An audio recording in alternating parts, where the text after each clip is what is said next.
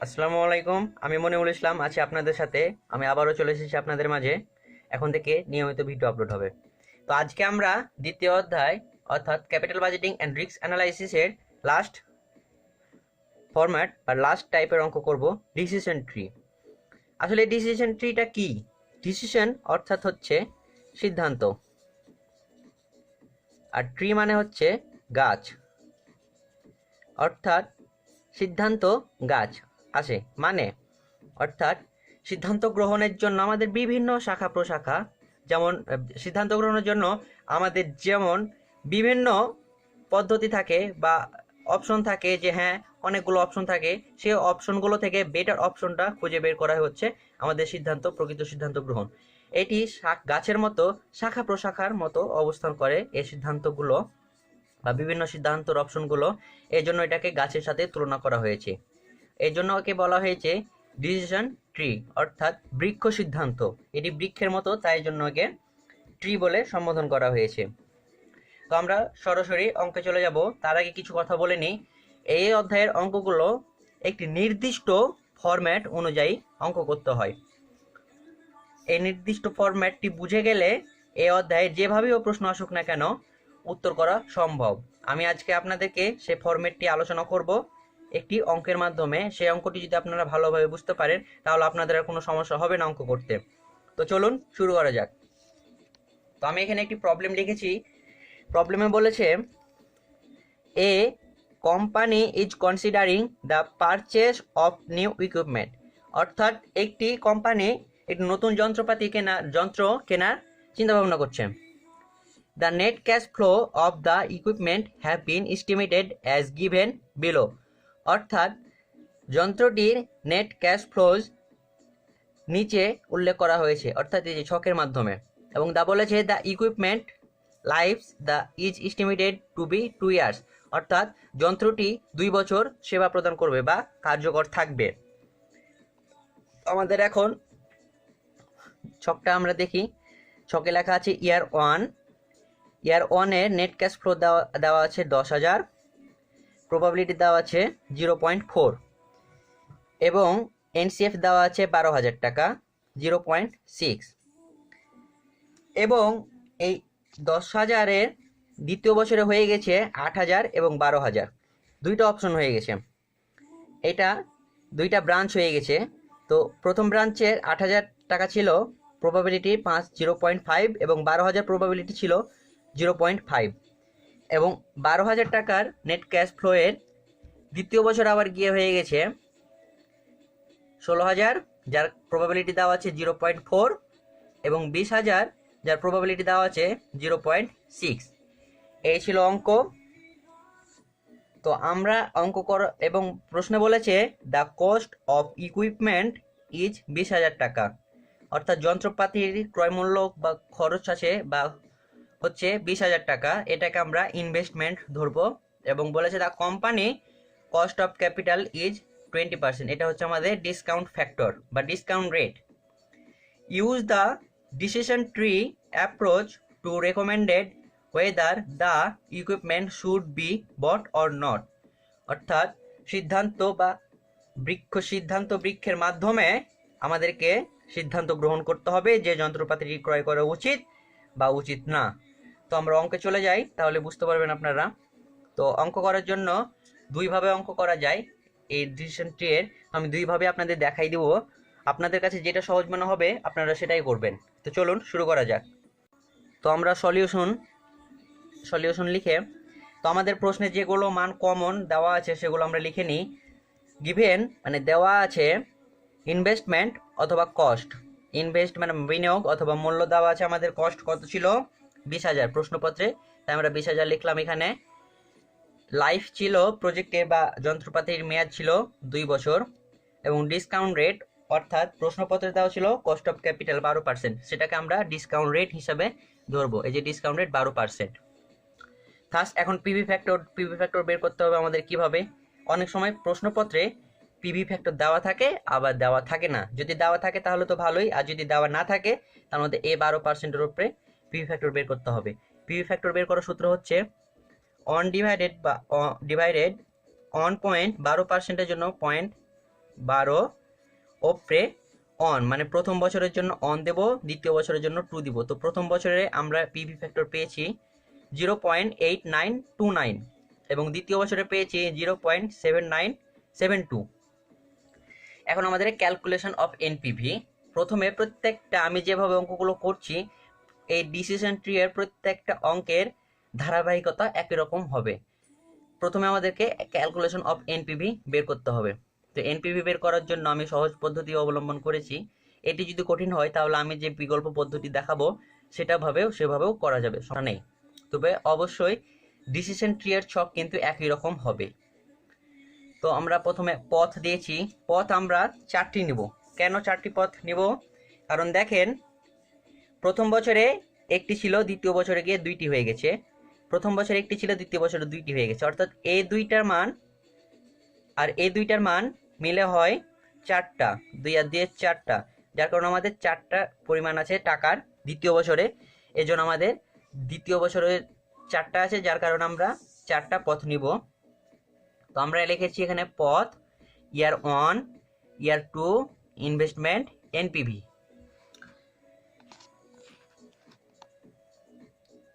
তো আমাদের পথ অনে প্রথম বছরে আমাদের এনসিএফ ছিল 10,000 টাকা এবং প্রথম বছরে আমরা পিভি ফ্যাক্টর পেয়েছি 0.8929।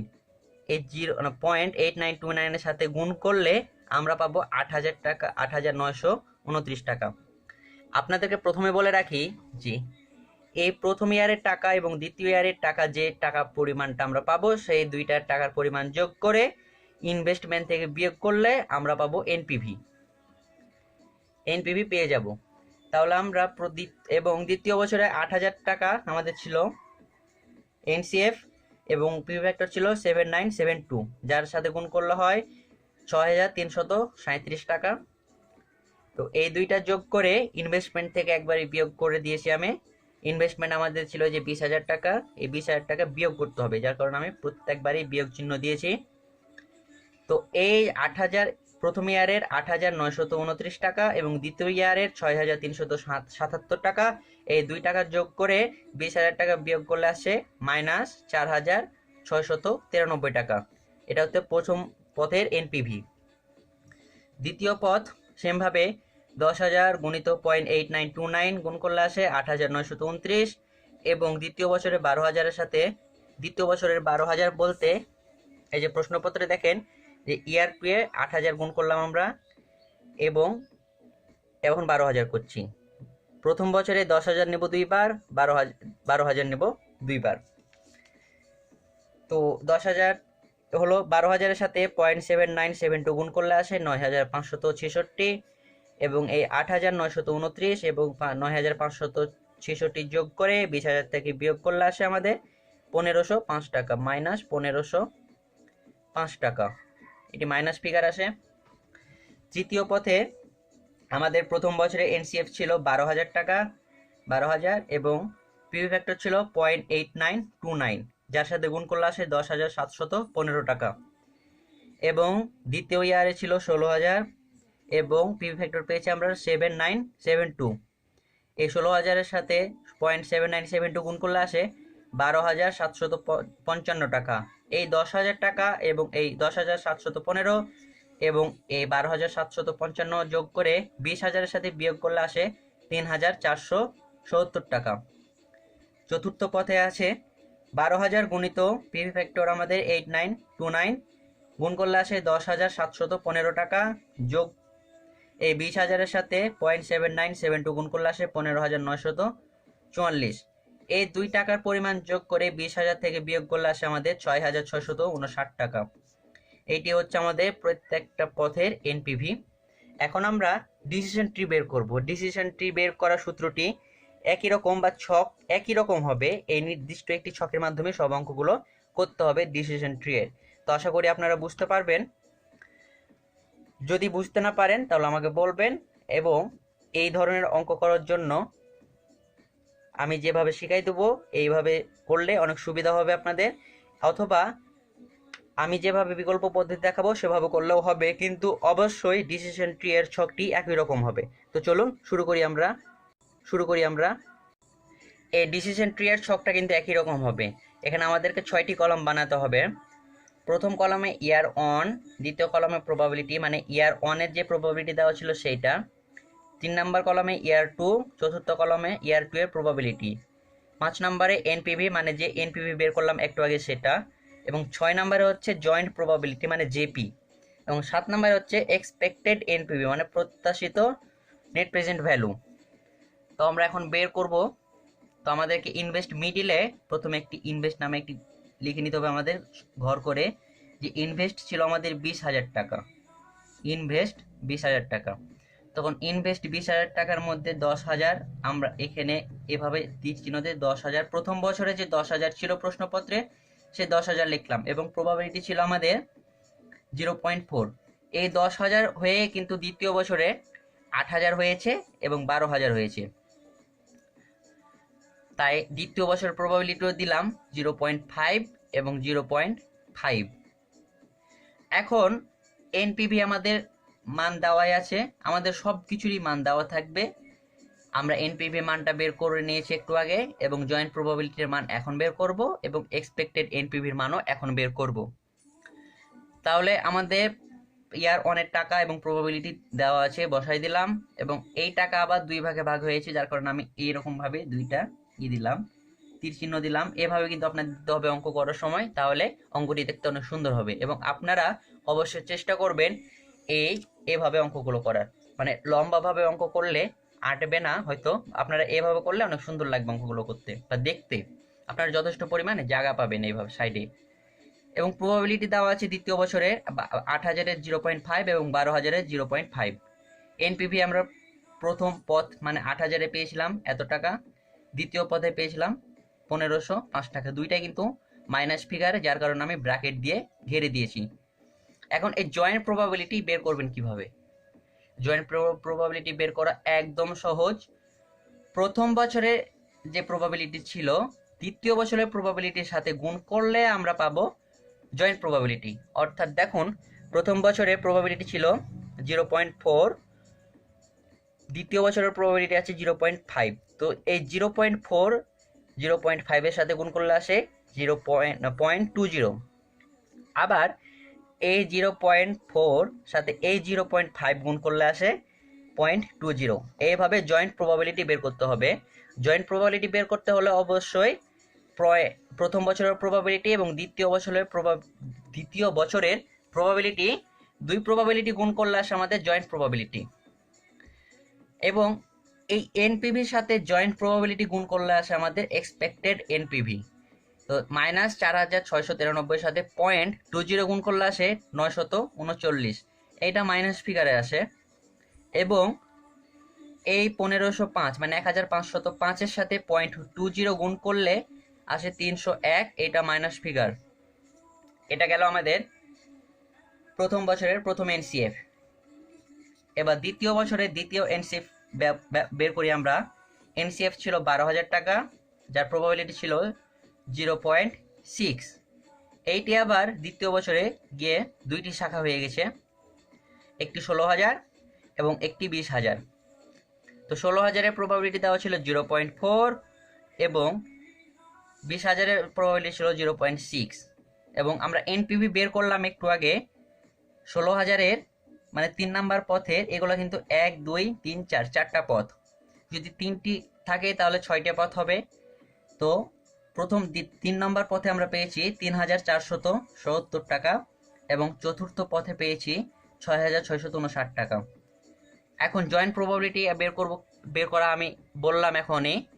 এই যে প্রথম বছরের প্রবাবিলিটির সাথে এই দ্বিতীয় বছরের প্রবাবিলিটি গুণ করলে আমাদের বের হবে এই 0.24, অর্থাৎ 0.6-এর সাথে 0.4 গুণ করলে আসে 0.24। আবার এই 0.6-এর সাথে এই 0.6 গুণ করলে আসে এই 0.36, অর্থাৎ 6,636.36। এভাবে বের করা খুব সহজ। এবং এই এনপিভির সাথে এই 0.24 গুণ করলে আসে 833 টাকা, এবং 6,659-এর সাথে গুণ 0.36 গুণ করলে আসে 2,397 টাকা। এবং 833 এবং 2397 যোগ করে এই দুইটা বিয়োগ করলে আসে আমাদের 1990 টাকা। এটা হচ্ছে আমাদের টোটাল এনপিভি বা এক্সপেক্টেড এনপিভি। এভাবে বের করতে হয় ডিসিশন ট্রি। এই ডিসিশন ট্রি এর ছকটা হবে একই রকম। এখানে ইনভেস্টমেন্ট এবং প্রথমে যে আমাদের এনসিএফ থাকবে প্রথম বছর উপরে, প্রথম এনসিএফ, দ্বিতীয় এনসিএফ নিচে, দ্বিতীয় বছরের টাকা এখানে বসবে এবং তৃতীয় বছরে যে 12,000 এনসিএফ ছিল সেটা বসবে। এখন আমাদের এইটা খুব ভালোভাবে মনে রাখতে হবে, ইয়ার 1 প্রবাবিলিটি মানে ইয়ার 1 এর প্রবাবিলিটি, ইয়ার 2 এখানে ইয়ার 2 এর প্রবাবিলিটি, তারপর এনপিভি, তারপর জয়েন্ট প্রবাবিলিটি, তারপর এক্সপেক্টেড এনপিভি। এইভাবে অঙ্ক করলে খুব সহজ হবে, আমার কাছে এটা সহজ মনে হয়েছে, যার কারণে আমি এভাবে শিখেছি। আপনাদের আরও একটি বিকল্প পদ্ধতি শিখাবো, আপনারা চাইলে সেভাবেও অঙ্ক করতে পারেন, কিন্তু আপনারা এই ডিসিশন ট্রি কিন্তু এই একই রকম এই ছকের মাধ্যমে করতে হবে, তাছাড়া অঙ্ক হবে না, বা হলেও মাস্টারেরা বা শিক্ষকরা অনেকেই কম মার্ক দেয়। তাই আমি সর্বত্র সাজেশন দেবো আপনাদের ডিসিশন ট্রি এর ছকের অঙ্ক করার, এই নির্দিষ্ট এই রকমভাবে অঙ্ক করার। এবং ডিসিশন আমরা লিখব, decision the equipment should B purchased because expected NPV is positive. ভাই ও বোনেরা, আপনাদেরকে যে আমি 2 পৃষ্ঠার 2 পেজের দুইটি পিকচার দিয়েছিলাম, সেই পিকচারতে 2 নম্বর পেজে সুন্দর করে বা 1 নম্বর পেজে সুন্দর করে যে নিয়মগুলো লেখা আছে, অঙ্ক করার নিয়মাবলী, সেই নিয়মগুলো পড়লে এবং আমার ভিডিওটি দেখলে আশা করি আপনাদের ডিসিশন ট্রি নিয়ে কোনো প্রবলেম হবে না অঙ্ক করতে। এভাবেই আপনারা সব অঙ্ক করতে পারবেন ডিসিশন ট্রিয়ে। এবং আমি আপনাদেরকে একটি নোট দিয়ে দেবো, সেই নোট থেকে আপনারা যতগুলো ডিসিশন ট্রি এর অঙ্কগুলো আছে সেগুলো করলে পরীক্ষাতে কোনো সমস্যা হবে না আপনাদের। তো আপনাদের এই হচ্ছে ডিসিশন ট্রি এর অঙ্ক। তো আমি আরেকটি বিকল্প পদ্ধতি দেখাবো, আপনারা চাইলে সেভাবেও করতে পারেন। তো চলুন দেখে নিই।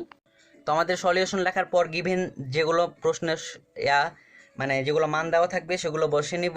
বসার পর আমরা এনপিভি বের করতে পারি আবার এভাবে, যে পথ অন লিখে প্রথম বছরের এনসিএফ গণিত প্রথম বছরের প্রবাবিলিটি যোগ দ্বিতীয় বছরের এনসিএফ গণিত দ্বিতীয় বছরের প্রবাবিলিটি মাইনাস 20,000, অর্থাৎ 10,000-এর সাথে 0.8929 গুণ করলে আসে 8,929 যোগ 8,000-এর সাথে 0.7972 গুণ করলে আসে 6,377 মাইনাস 20,000। তো 15,000 থেকে 15,306 থেকে মাইনাস 20,000 বিয়োগ করলে আসে মাইনাস 4,694। আপনারা এভাবে প্রত্যেকটা পথের বের করতে পারবেন। এখানে পথ অনেক বের করে দেখিয়েছি আমি, আপনার চাইলেও পথ 2 লিখে এই সেম সূত্র, টাকার পরিমাণটা শুধু আলাদা হবে, পথ 2 এর যে টাকা আছে সেভাবে বের হবে এবং প্রত্যেকটা 4টা পথের আপনাদেরকে বের করতে পারবেন এভাবে। তো এভাবে বের করলে হয় কি, যে অনেক পৃষ্ঠা লাগে এবং সময় লাগে, মানে পৃষ্ঠা আপনার 2 পৃষ্ঠা দেখা যাচ্ছে যে 1 পৃষ্ঠার অঙ্ক আপনার 2 পৃষ্ঠা চলে যাচ্ছে এবং সময়টাও বেশি লাগছে বের করতে, যার কারণে আমি এখানে শর্টকাট ভাবে বের করে দিয়েছি।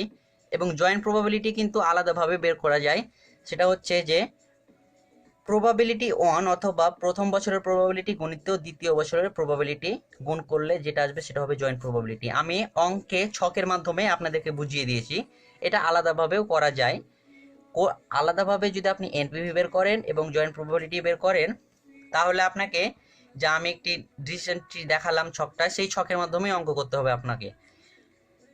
তাই আমি সাজেশন করব আপনাদেরকে যে ছকটার মাধ্যমে আমি যেভাবে শিখালাম সেভাবে অঙ্কগুলো করতে, তাহলে আপনাদের সময় কম লাগবে এবং খুব সহজে আপনারা পূর্ণ অঙ্কটা করতে পারবেন।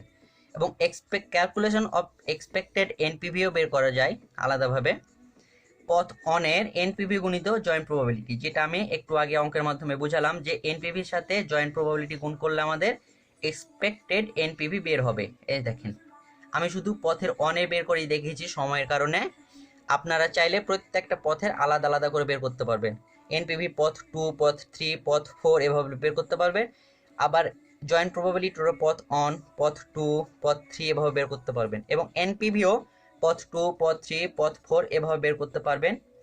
তো এভাবে করলে অনেক সময় লাগবে, কিন্তু সময় নিলেও আপনাকে ওই ছকের মাধ্যমেই ডিসিশন ট্রি বের করতে হবে, যার কারণে আমি এই একটি ছকের মাধ্যমে একটি অঙ্কের মাধ্যমে আপনাদেরকে ডিসিশন ট্রি বুঝিয়ে দিয়েছি। আশা করি আপনারা বুঝতে পেরেছেন।